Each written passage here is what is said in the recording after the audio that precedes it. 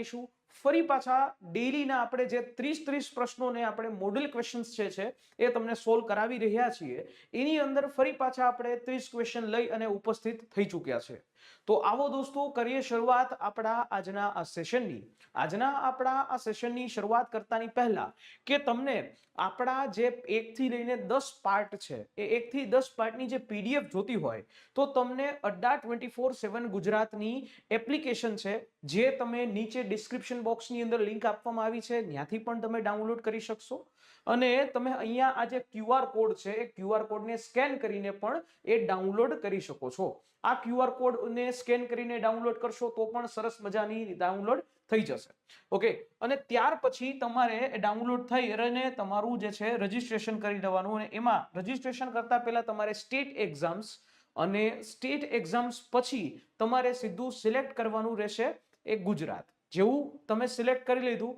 એટલે તમારા માધ્યમથી એક બરાબર છે ઈમેલના માધ્યમથી અથવા તો તમે મોબાઈલ નંબરના માધ્યમથી તમે લોગિન કરી શકશો લોગિન કરી લીધું એટલે સિમ્પલ જે છે આવું એક ખુલશે બરાબર આવું એક સ્ક્રીન ખુલશે એની અંદર આ હોમ સ્ક્રીનની બાજુમાં કમ્યુનિટી નામનું અહીંયા બટન છે કમ્યુનિટી ઉપર તમે ક્લિક કરશો એટલે તમને કમ્યુનિટી ઉપર તમે ક્લિક કરશો એટલે આવું બીજું વિન્ડો ખુલશે બીજા વિન્ડોની અંદર તમને અહીંયા એક્સપ્લોર ગ્રુપ ઉપર ક્લિક કરશો તો એક્સપ્લોર ગ્રુપ છે ત્યાંથી જે છે એ તમારે ક્લિક કરવાનું અને ત્યાર પછી ત્રીજી વિન્ડો ખુલશે એમાં થોડુંક આમ સ્ક્રોલ લેફ્ટ કરશો એટલે અહીંયા તમને મારો ફોટો દેખાશે મારો ફોટો જે છે એના ઉપર તમારે ક્લિક કરવાનું અને સીધું આ વિન્ડો ખુલી જશે આ વિન્ડોની અંદર સૌથી પહેલું આવ્યા છો તો કામ કરી લેવાનું ફોલો કરવાનું અને એની અંદર તમે જોશો તો મારા તમામ લેક્ચર્સના જે પીડીએફ છે એ પીડીએફ સંપૂર્ણ ફ્રી જે છે તમને મળી જશે તમે જેથી કરીને પ્રેક્ટિસ પણ કરી શકશો એટલે અહીંયાથી આ એપ્લિકેશનના માધ્યમથી તમે આ અમારી જે પીડીએફઓ છે એ તમે ફ્રીની અંદર મેળવી શકો છો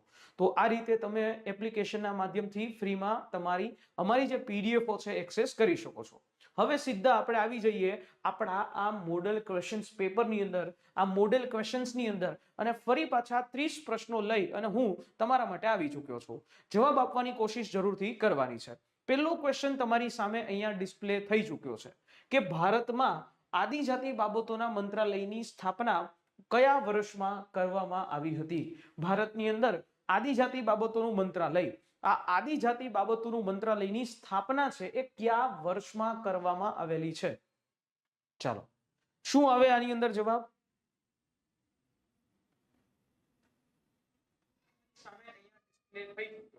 કે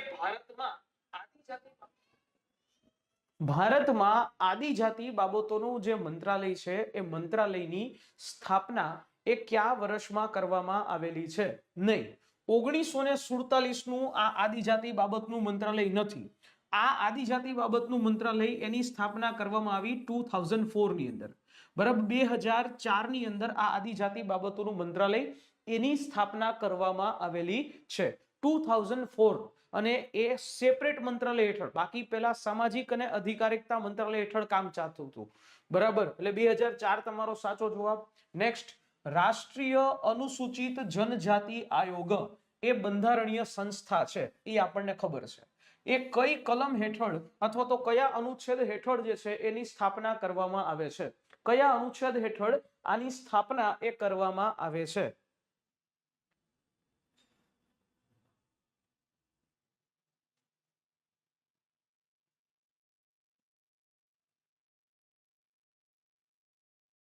કયા એવા અનુચ્છેદ હેઠળ આની સ્થાપના કરવામાં આવેલી છે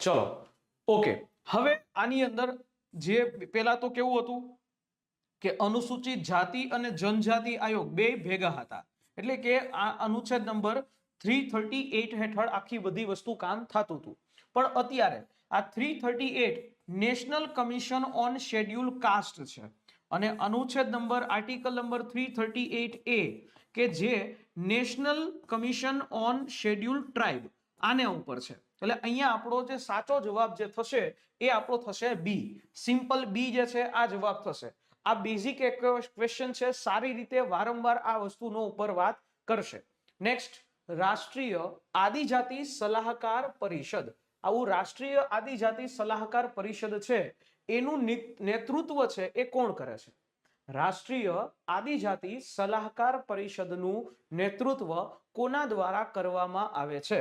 ચાલો,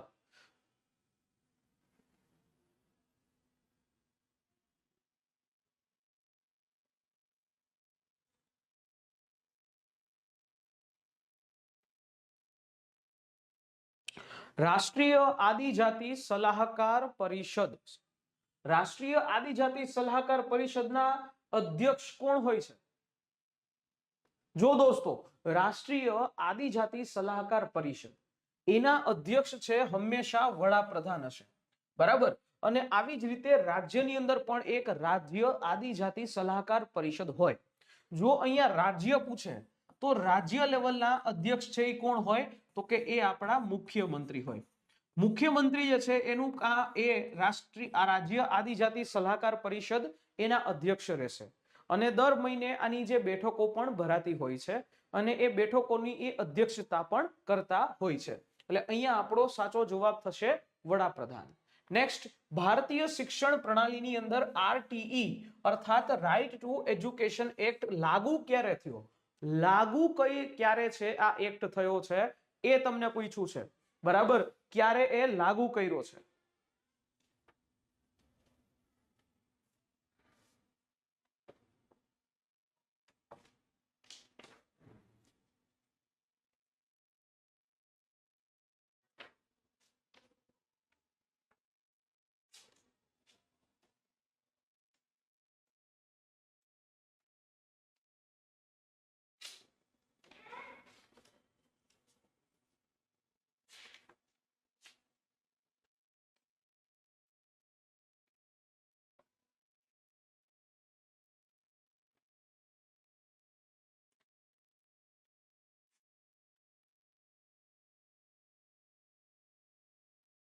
ચલો, આ ક્યારે લાગુ થયો?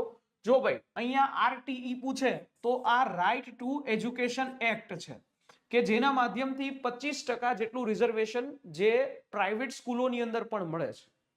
આરટીઈ એક્ટ જે છે 2009 નો છે, 2009 માં બન્યું, પણ આખા દેશની અંદર આ લાગુ થયો 1 એપ્રિલ, 1 એપ્રિલ જે છે, 1 એપ્રિલના રોજ, 1 એપ્રિલ 2010, 2010 ની અંદર આ લાગુ થયો.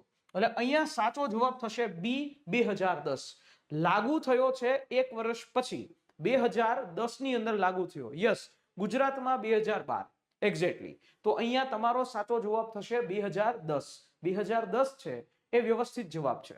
નેક્સ્ટ ક્વેશ્ચન, એનસીએફ, આ એનસીએફ નું પૂરું નામ શું છે?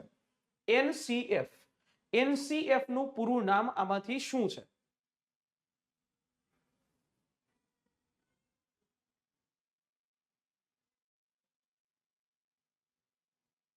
ચલો, ગુડ ઇવનિંગ ભાઈ, ગુડ ઇવનિંગ જીગર.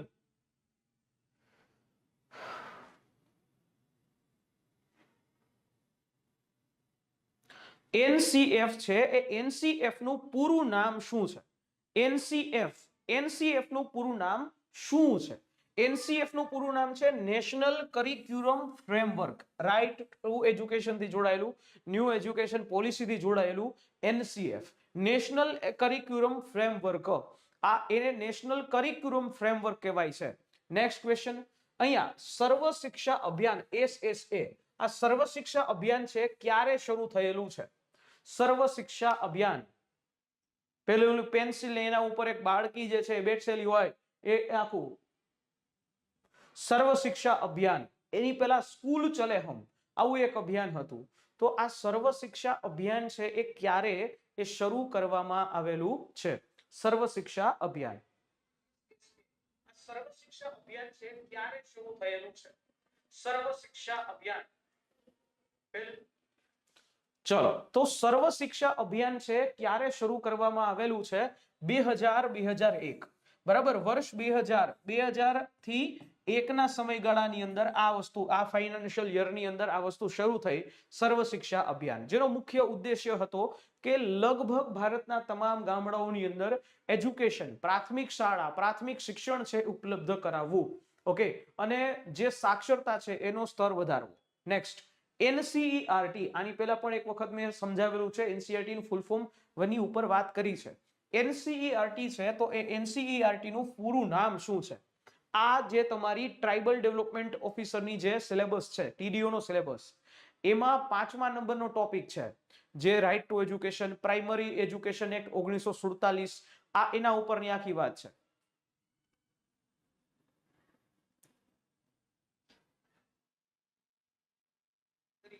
એનસીઈઆરટી છે તો એ એનસીઈઆરટી નું પૂરું નામ શું છે? આ જે એનસીઈઆરટી એ એનસીઈઆરટી નું પૂરું નામ તમને પૂછ્યું છે, તો આ એનસીઈઆરટી નું પૂરું નામ શું થઈ શકે? જો એનસીઈઆરટી, યસ, એનસીઈઆરટી જે છે એ 1961 માં એનું હેડક્વાર્ટર્સની બનાવવામાં આવ્યું છે, દિલ્હી ખાતે હેડક્વાર્ટર છે. એનસીઈઆરટી નું પૂરું નામ છે national council of educational research and training, એટલે ડી થાય તમારો સાચો જવાબ. ડી, જેટલા લોકોએ ડી જવાબ આપ્યો એ બધા લોકોનો જવાબ સાચો. National council of educational research and training. અહીંયા એજ્યુકેશન અને ખાલી અહીંયા એજ્યુકેશનલ, ખાલી લાઇટલી એવો ફરક છે, પણ અહીંયા તમારો સાચો જવાબ થશે ડી. ચાલો નેક્સ્ટ, શિક્ષણને લગતા કાયદાઓ અને જોગવાઈઓ વિશે કયો સંસદીય અધિનિયમ અમલમાં આવ્યો હતો? આપો. શિક્ષણ છે, શિક્ષણને લગતા કાયદાઓ અને જોગવાઈઓની સામે કયો એવો સંસદીય અધિનિયમ એ અમલમાં એ આવેલો છે? કયો એવો સંસદીય અધિનિયમ છે જે આના માટે અમલમાં આવ્યો? સિમ્પલ જવાબ છે કે right to education act 2009. Right to education act 2009 ની અંદર હમણાં જ આપણે વાત કરી એ રાઇટ ટુ એજ્યુકેશન એક્ટ એ અમલમાં આવેલો છે, આરટીઈ. ક્લિયર? નેક્સ્ટ, ભારતીય શિક્ષણ નીતિ માટે મુખ્ય પરિપત્ર છે એ મુખ્ય પરિપત્ર, સોરી, આ ભારતીય શિક્ષણ નીતિ માટે મુખ્ય પરિપત્ર આમાંથી કયું છે? ચાલો, શિક્ષણ નીતિ માટે શું વસ્તુ છે? મુખ્ય પરિપત્ર કયું છે? યસ, એ તો 86મો બંધારણીય સુધારો 2002 21 ક એ ઉમેરવામાં આવ્યું. 21 એ છે એ ભારતના બંધારણની અંતર્ગત ઉમેરવામાં આવ્યું. એ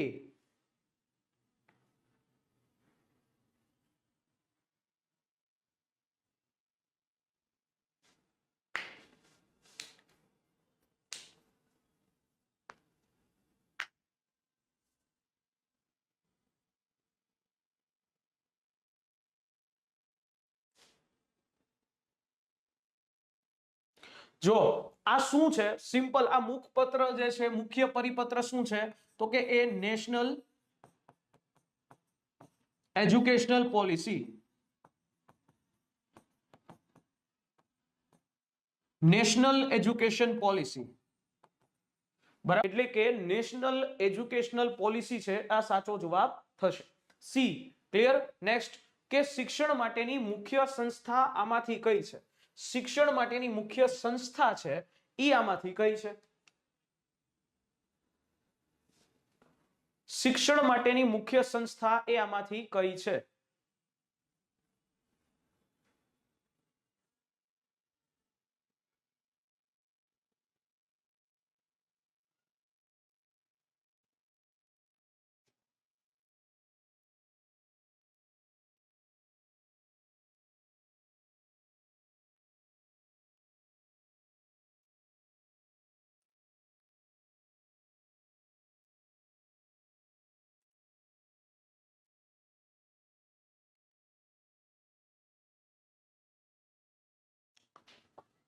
શિક્ષણ માટેની મુખ્ય સંસ્થા એનસીઈઆરટી છે ભાઈ, એનસીઈઆરટી.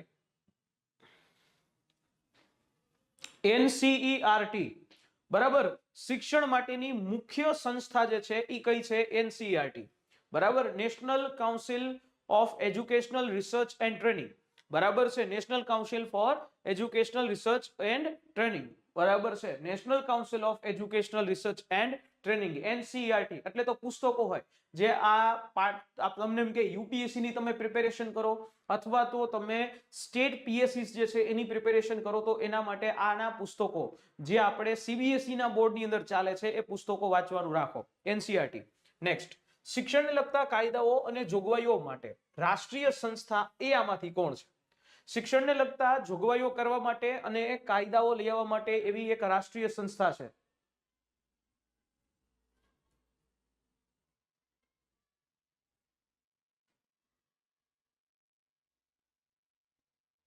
યસ, દિનેશ શકલાની.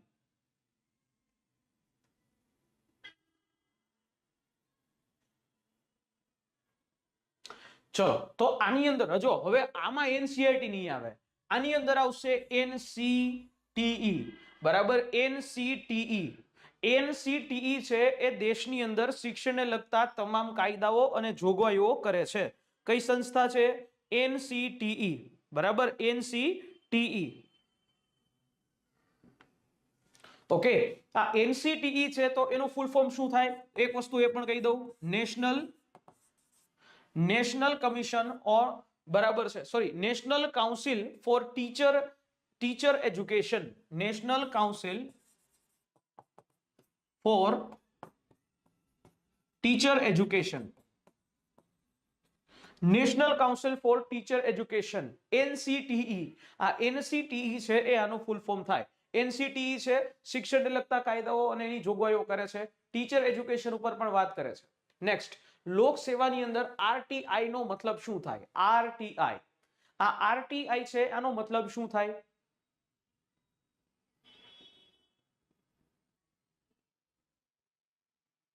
આરટીઆઈ.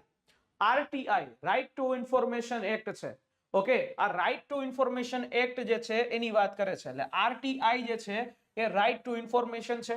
અને આ ક્યારથી લાગુ કર્યું? તો કે 2005 નો આ કાયદો છે કે જેની અંદર માત્ર 20 રૂપિયા ભરીને તમે કોઈ પણ સરકારી કે અર્ધ સરકારી ઓફિસની અંદર જઈ અને એની માહિતી માંગી શકો છો.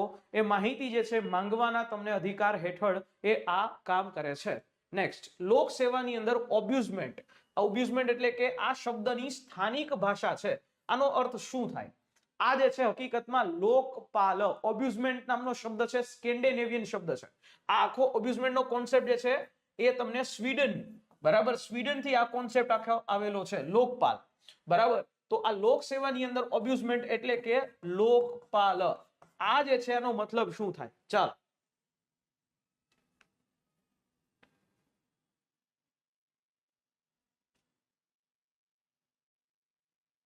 આની અંદર જે છે એ શું જવાબ થઈ શકે?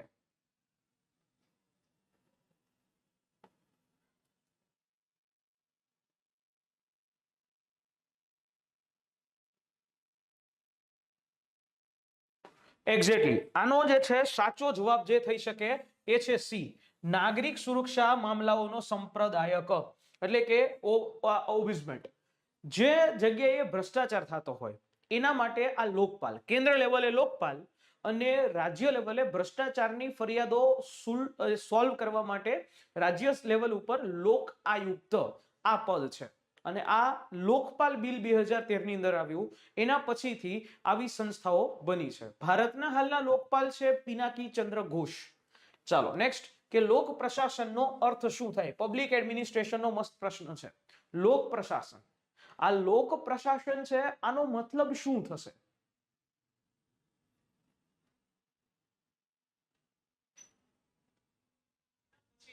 આવી સંસ્થાઓ બની છે. ભારતના હાલના લોકપાલ છે પિનાકી ચંદ્ર ઘોષ. ચલો, તો લોક પ્રશાસન, હવે આ જે લોક પ્રશાસન છે આનો મતલબ શું થાય? આ લોક પ્રશાસન છે એનો મતલબ શું થાય? એક્ઝેક્ટલી, ડી વાળા બધા લોકો સાચા. અહીંયા લોકોનું સંચાલન, બરાબર, પબ્લિક એડમિનિસ્ટ્રેશન એટલે કે જેની અંદર પબ્લિક માટે, લોકો માટે સેવાઓ કરવાની છે, લોકો માટે કામ કરવાનું છે. અને અહીંયા એનો મતલબ થાય પબ્લિકનું સંચાલન, લોકોનું સંચાલન. એટલે અહીંયા લોકોનું સંચાલન સાચો જવાબ. ચાલો નેક્સ્ટ, કે ભારતમાં શાસનની રચના કરીને કોનું શાસન છે એ વિકસ્યું હતું? કોનું શાસન જે છે એ અહીંયા વિકસ્યું હતું? શાસન, બરાબર, એની આખી એડમિનિસ્ટ્રેશનની રચના કરી અને કોનું શાસન છે સૌથી વધારે વિકાસ પામેલું છે? ચારમાંથી કયું એવું શાસન તમને એવું યોગ્ય લાગે, વિકસિત એવું લાગે?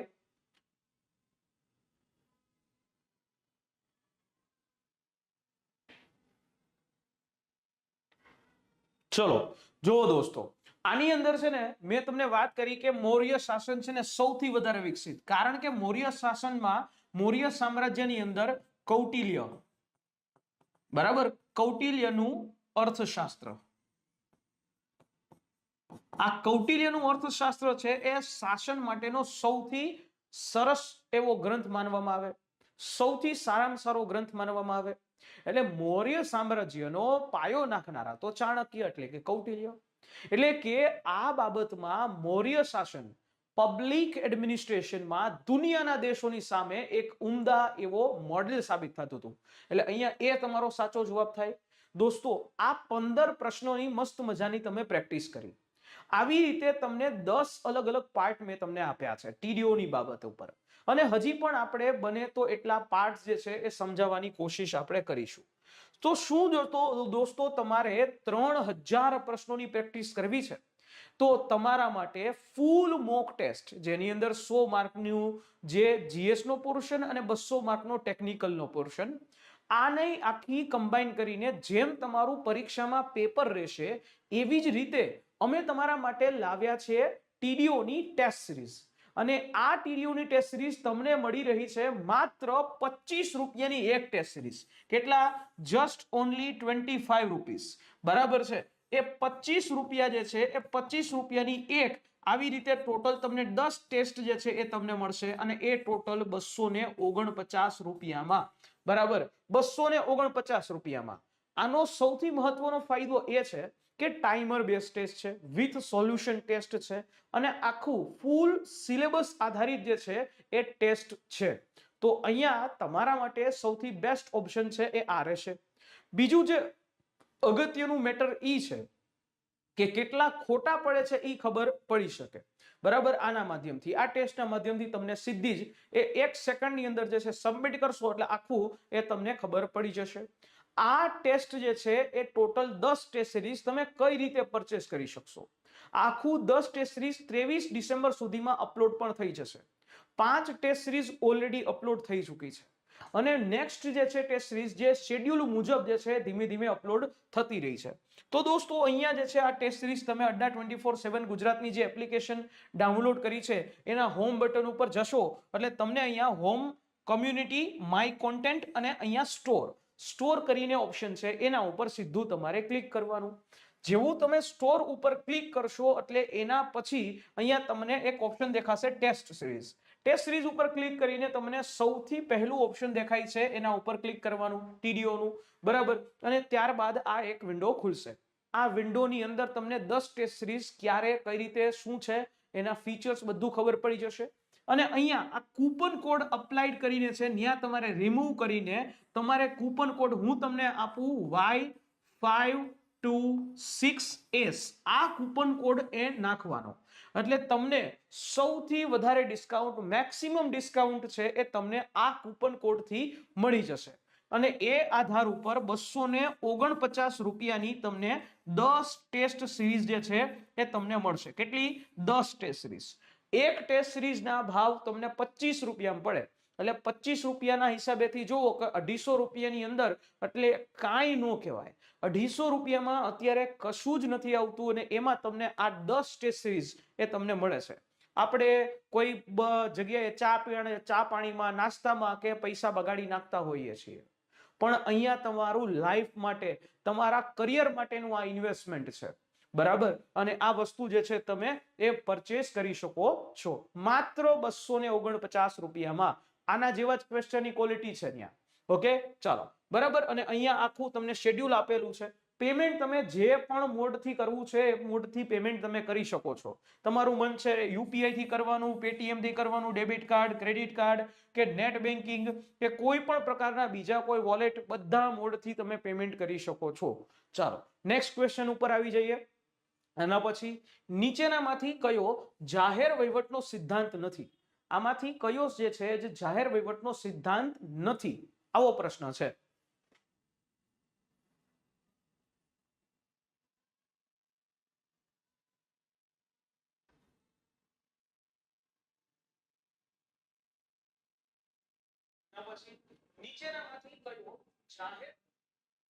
જાહેર વહીવટનો સિદ્ધાંત આમાંથી કયો નથી?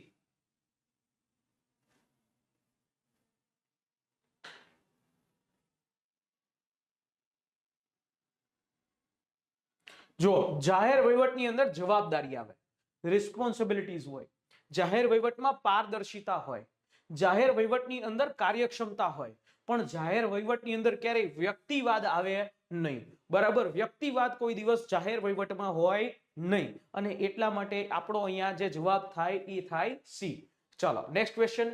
ગુડ ગવર્નન્સ શબ્દ જે છે આ નીચેનામાંથી કયા પાસાઓ ઉપર ભાર મૂકે છે? ચાલો, ગુડ ગવર્નન્સ નામનો જે શબ્દ આમાંથી કયા એવા પાસાઓ ઉપર, કઈ એવી મેટર ઉપર, કઈ એવી બાબત ઉપર ભાર મૂકે છે?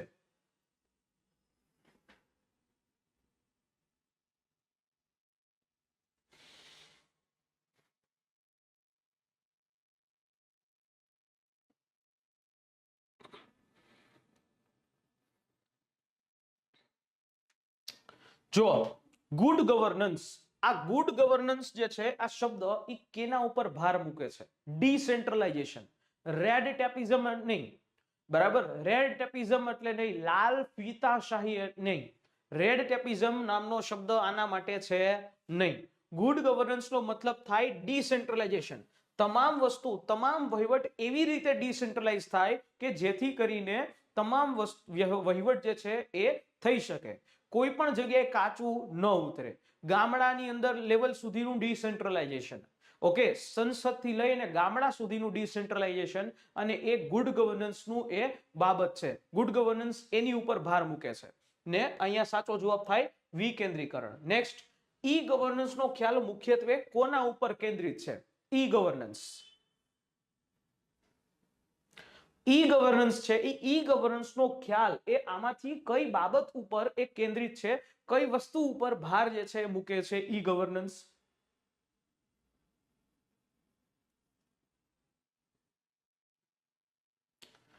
ચલો,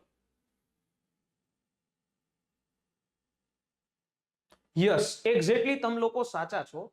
ઈ ગવર્નન્સ છે કે જેની અંદર ટેકનોલોજી દ્વારા સરકારી કાર્યક્ષમતા વધારવી, એટલે તમામ વસ્તુ વેબસાઇટના માધ્યમથી, પોર્ટલના માધ્યમથી, એપ્લિકેશનના માધ્યમથી ઈઝી ટુ એક્સેસ હોઈ શકે. તમામ services easy to available, easy to access હોઈ શકે, એને અહીંયા આપણે ઈ ગવર્નન્સ તરીકે ઓળખીએ છીએ. જેમ કે આપણે આવકનો દાખલો કાઢવો હોય, નોન ક્રિમિલિયર સર્ટિફિકેટ કાઢવું હોય, ડ્રાઇવિંગ લાયસન્સ કાઢવું હોય, કોઈ સરકારી હોલ બુક કરવો હોય, અથવા તો કોઈ તમારે ટેક્સ ભરવો હોય, અથવા તો તમારે કોઈ કમ્પ્લેન્ટ ફાઇલ કરવી હોય, તો એ પણ ઈ ગવર્નન્સના માધ્યમથી ઘર બેઠા ગમે ત્યારે 24/7 તમે એક્સેસ કરી શકો. આને કહેવાય છે ઈ ગવર્નન્સ. ચાલો નેક્સ્ટ, કે વિસલ બ્લોઅર પ્રોટેક્શન એક્ટ નો પ્રાથમિક ઉદ્દેશ્ય શું છે?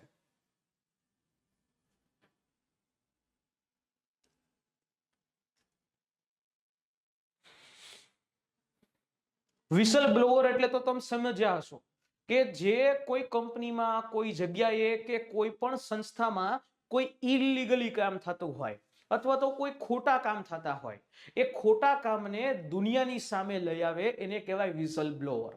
બરાબર, તો એ વિસલ બ્લોઅર પ્રોટેક્શન એક્ટના માધ્યમથી જે ખોટા કામો ખુલ્લા પાડે છે એવા વ્યક્તિઓનું રક્ષણ. એટલે અહીંયા તમારો સાચો જવાબ થાય સી.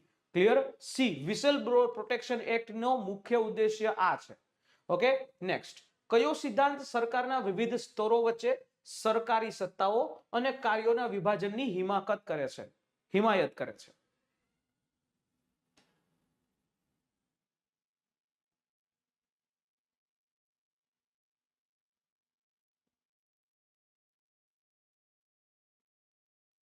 ઓકે, નેક્સ્ટ,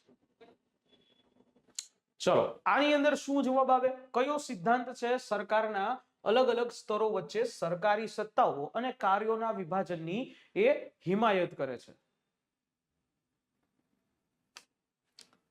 જય, અહીંયા વિકેન્દ્રીકરણ નો આવે, અહીંયા આવે સંઘવાદ. સંઘવાદ એટલે શું? બરાબર છે, જો સિમ્પલ પ્રશ્ન સમજો. આ પબ્લિક એડમિનિસ્ટ્રેશન નો પ્રશ્ન છે. સરકારના અલગ અલગ સ્તરો વચ્ચે સરકારી સત્તાઓ અને કાર્યોના વિભાજન, એટલે આ વસ્તુ ક્યાં થાય? તો કે જ્યાં જે છે એ સંઘ હોય. સંઘની અંદર શું હોય? તો કે સંઘની અંદર કેન્દ્ર સરકાર હોય અને રાજ્ય સરકાર હોય, અને આ બેયને પોતપોતાની રીતે કાયદાઓ ઘડવાનો એ હક હોય. બંને પોતપોતાની રીતે શાસન કરી શકે, ઇન્ડિયા અને યુએસ ની જેમ. તો અહીંયા સાચો જવાબ થાય સી, એ. નેક્સ્ટ કે આંતરરાષ્ટ્રીય વિકાસના સંદર્ભમાં યુએનડીપી આનો અર્થ શું થાય? બહુ સિમ્પલ પ્રશ્ન છે. આનો પ્રશ્નનો જવાબ દરેક લોકોને આવડવો જોઈએ. યુએનડીપી નો મતલબ શું થાય?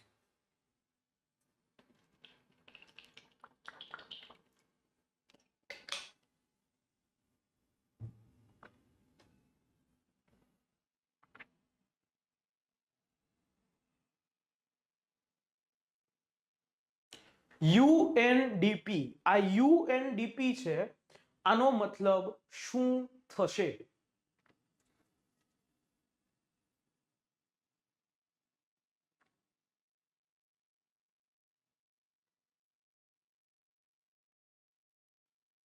Simple, United Nations Development Programme, exactly. બરાબર, યુએનડીપી નો જે હ્યુમન ડેવલપમેન્ટ ઇન્ડેક્સ જાહેર કરે છે 1991 પછી બનેલું આ સંસ્થા, 1991 પછી એચડીઆઈ જાહેર કરે છે. નેક્સ્ટ, વહીવટી ભ્રષ્ટાચારમાં કયું પરિબળ મહત્વનું યોગદાન આપે છે? વહીવટી ભ્રષ્ટાચારમાં આમાંથી કયું એવું પરિબળ છે મહત્વનું યોગદાન આપે છે?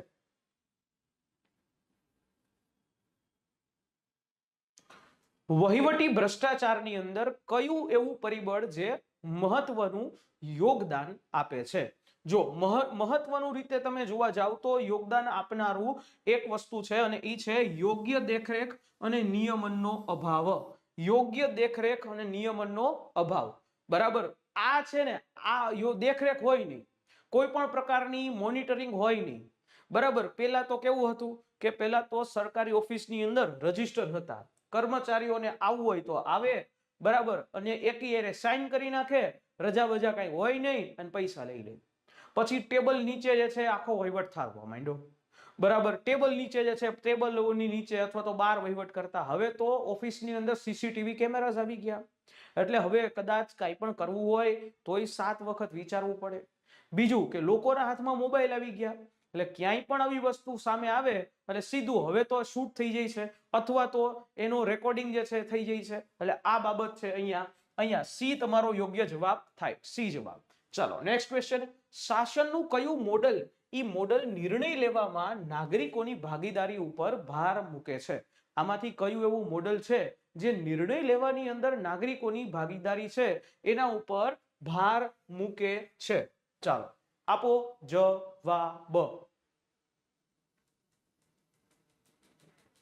અરે ભાઈ, પ્રશ્ન શું છે? ભ્રષ્ટાચારમાં કયું પરિબળ મહત્વનું યોગદાન આપે છે? બરાબર, ભ્રષ્ટાચાર કરવામાં યોગદાન આપે છે. આ અભાવ છે, દેખરેખનો અભાવ. બરાબર, તો ભ્રષ્ટાચાર થાય ને, ઈ સાચું છે.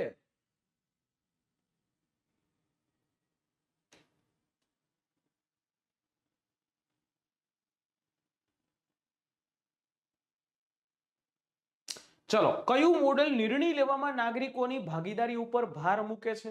બરાબર, આમાંથી કયું એવું મોડેલ છે નિર્ણય લેવામાં નાગરિકોની ભાગીદારી, હવે નિર્ણય લેવામાં નાગરિકોની ભાગીદારી ઉપર ભાર મૂકતું હોય એવું તો લોકશાહી જ મોડેલ હોય, જેમાં લોકો દ્વારા, લોકો વડે, લોકો માટે ચૂંટાયેલી સરકાર હોય, એટલે લોકશાહી મોડેલ. બી વાળા બધાય સાચા. નેક્સ્ટ, કયું વર્તન જાહેર સેવામાં નૈતિક આચરણની વિરુદ્ધમાં છે? આ બધા જાહેર વહીવટના પ્રશ્નો છે, જાહેર વહીવટ અને ઇથિક્સના પ્રશ્નો છે. સાથે સાથે ઘણા લોકો મને કહેતા સાહેબ ઇથિક્સના કેવા પ્રશ્નો હોય? તો ઇથિક્સના પ્રશ્નો છે. શું આવે જવાબ? કયું વર્તન એ જાહેર સેવામાં નૈતિક આચરણની વિરુદ્ધ છે?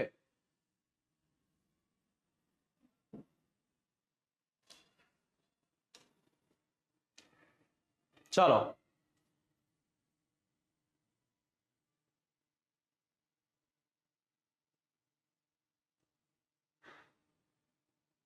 જો હવે જાહેર સેવામાં નૈતિક આચરણની વિરુદ્ધમાં આમાંથી કયું એવું વસ્તુ છે? તો કે એ ભેદભાવ અને પક્ષપાત. બરાબર, આ વસ્તુ ભેદભાવ અને પક્ષપાત. જાહેર સેવાની અંદર તમે કોઈનો ભેદભાવ કરો, કોઈ પક્ષપાત છે એ તમારી સર્વિસની ઉપર લાંછન લગાડે, કારણ કે તમારા મોરલ ઇથિક્સ તમારા કઈ છે. જો કોઈ પણ વ્યક્તિ છે, તમે જાહેર સેવાની અંદર આવો તો તમારે તમારા જે અરજદારો છે એની સાથે કોઈ પણ પ્રકારનો ભેદભાવ ન કરવો જોઈએ, તમારે પક્ષપાત ન કરવો જોઈએ. તમારા માટે તો દરેક લોકો સરખા. બરાબર, અમીર હોય કે ગરીબ હોય કે પછી કોઈ ધર્મનો હોય, કોઈ પણ જ્ઞાતિનો હોય, ભેદભાવ ન કરો. તો અહીંયા સી જવાબ થાય તમારો સાચો. નેક્સ્ટ, રાષ્ટ્રીય આદિજાતિ નીતિ ફ્રેમવર્કની ભલામણ કઈ સમિતિ દ્વારા કરવામાં આવેલી છે? કઈ સમિતિ દ્વારા કરવામાં આવેલી હતી? આદિજાતિ ફ્રેમવર્ક, આની ભલામણ એ કયા એવા સમિતિ એના દ્વારા કરવામાં આવેલી છે?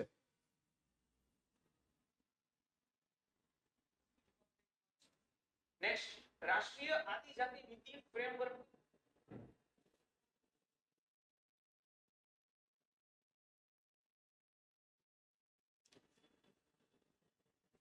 નહીં, વઝીર સમિતિ નથી. આનો સાચો જવાબ છે રાષ્ટ્રીય આદિજાતિ ફ્રેમવર્ક. આદિજાતિની માટે પોલિસી માટેનું ફ્રેમવર્ક બનાવવા માટે એક ચક્રવર્તી સમિતિની રચના કરી હતી. કઈ? ચક્રવર્તી સમિતિ. એટલે અહીંયા ડી જવાબ થશે તમારો. ચક્રવર્તી સમિતિ સાચો જવાબ છે. નેક્સ્ટ, કે સર્વોચ્ચ અદાલત દ્વારા સમતા ચુકાદો કોની સાથેથી સંબંધિત છે? ચાલો, આવો એક સમતા ચુકાદો છે, કોની સાથેથી સંબંધિત છે? સમતા ચુકાદો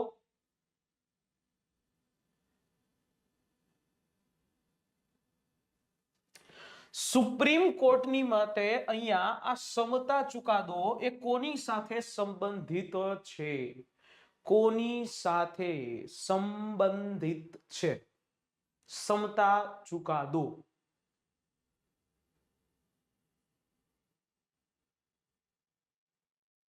જુઓ દોસ્તો, સમતા ચુકાદો છે એ સમતા ચુકાદો એ આદિવાસીઓના અધિકારો અને ખાણકામ કરતા જે મજૂરો છે એના માટે છે. સમતા ચુકાદો કે એના હકો ઉપર અહીંયા સુપ્રીમ કોર્ટ દ્વારા વાત કરવામાં આવી છે. નેક્સ્ટ, કે આદિજાતિ પેટા યોજના કઈ સમિતિની ભલામણના આધારે રજૂ કરવામાં આવેલી હતી? આદિજાતિ પેટા યોજના, આ આદિજાતિ માટેની પેટા યોજના કઈ સમિતિની ભલામણથી રજૂ કરવામાં આવી છે?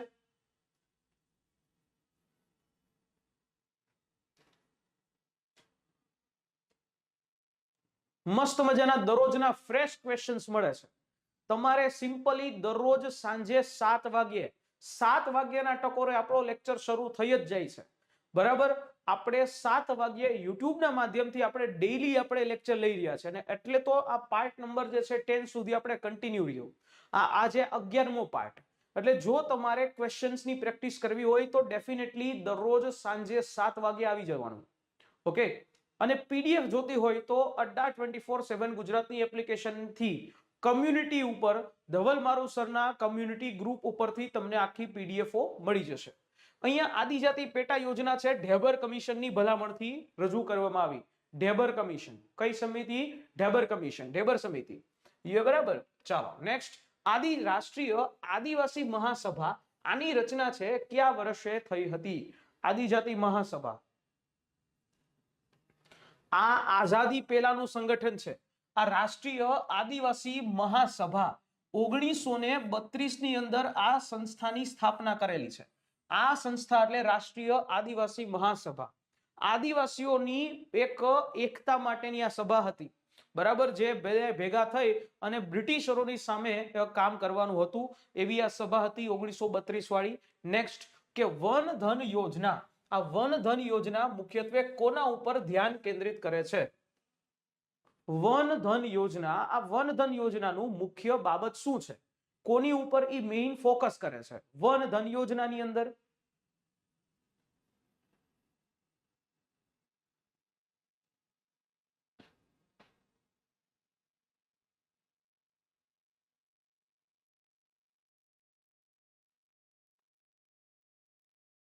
ચલો, આ વન ધન યોજના છે.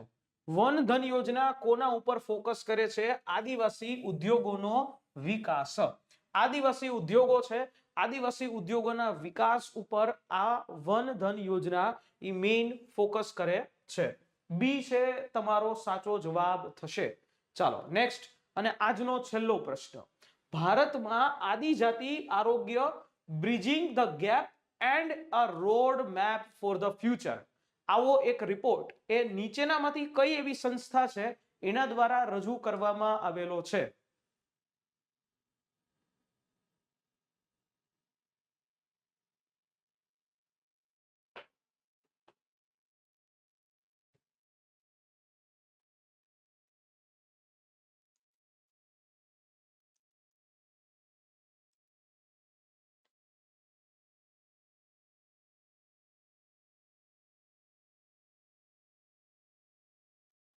ચલો જો આ જે રિપોર્ટ છે, આ રિપોર્ટ કઈ સંસ્થાનો છે? આ નીતિ આયોગનો રિપોર્ટ છે, બરાબર. આ રિપોર્ટ છે એ નીતિ આયોગનો આદિવાસીઓ માટે. આદિવાસીઓનું આરોગ્ય વર્લ્ડ હેલ્થ ઓર્ગેનાઇઝેશન આપણને પેલા લાગે, પણ એવું હોય નહીં. આવો જે રિપોર્ટ છે એ આ નીતિ આયોગે આદિવાસીઓની જે હેલ્થ કથળતી જાય છે due to the lack of resources, એના કારણે આવો એક રિપોર્ટ એ નીતિ આયોગે સ્ટડી કરીને આપેલો છે. તો અહીંયા આ નીતિ આયોગ તમારો સાચો જવાબ રહેશે, બરાબર. તો આ રીતે આપણે આજના 30 ક્વેશ્ચનની પ્રેક્ટિસ કરીને મજા પડે, સરસ મજાની પ્રેક્ટિસ છે જે આપણે આજના સેશનમાં કરવામાં આવી છે. દોસ્તો આવી જ રીતે જો તમે હજી વધારે પ્રેક્ટિસ કરવા ઈચ્છો છો અને ફૂલ મોક ટેસ્ટની પ્રેક્ટિસ કરવા માટે ઈચ્છો છો, તો આપના માટે અમે લાવ્યા છે મસ્ત મજાની આ ટેસ્ટ સિરીઝ, જે તમને મળશે માત્ર 249 રૂપિયાની અંદર 10 મોક ટેસ્ટ, બરાબર. આ 10 મોક ટેસ્ટનો લાભ તમે લઈ શકો છો, અને એ પણ માત્ર 249 માં, એટલે 25 રૂપિયાની એક ટેસ્ટ સિરીઝ તમને પડશે. ઓકે, તો આ સિમ્પલ રીતે તમે આ લઈ શકો છો. ઓકે, અને આના માટે દોસ્તો યાદ રાખજો, કોડ તમારે એન્ટર કરવાનો છે મેક્સિમમ ડિસ્કાઉન્ટ માટે Y526S. આ કોડનો ઉપયોગ કરશો એટલે તમને મેક્સિમમ ડિસ્કાઉન્ટ 249 રૂપિયાની અંદર આ આખી વસ્તુ પડશે. ડન. ચાલો, તો અને પીડીએફ તમને અડ્ડા 24/7 ગુજરાતની એપ્લિકેશન ઉપર તમે જાશો, કોમ્યુનિટીની અંદર જે ધવલ મારુસરનું ગ્રુપ જે છે કમ્યુનિટી ગ્રુપ, એમાંથી તમને આખી પીડીએફ મળી જશે. મળીએ છીએ હવે નેક્સ્ટ સેશનમાં આવતીકાલે સાંજે 7 વાગ્યાના ટકોરે. ત્યાં સુધી મને રજા આપશો. જય હિન્દ એન્ડ જય ભારત.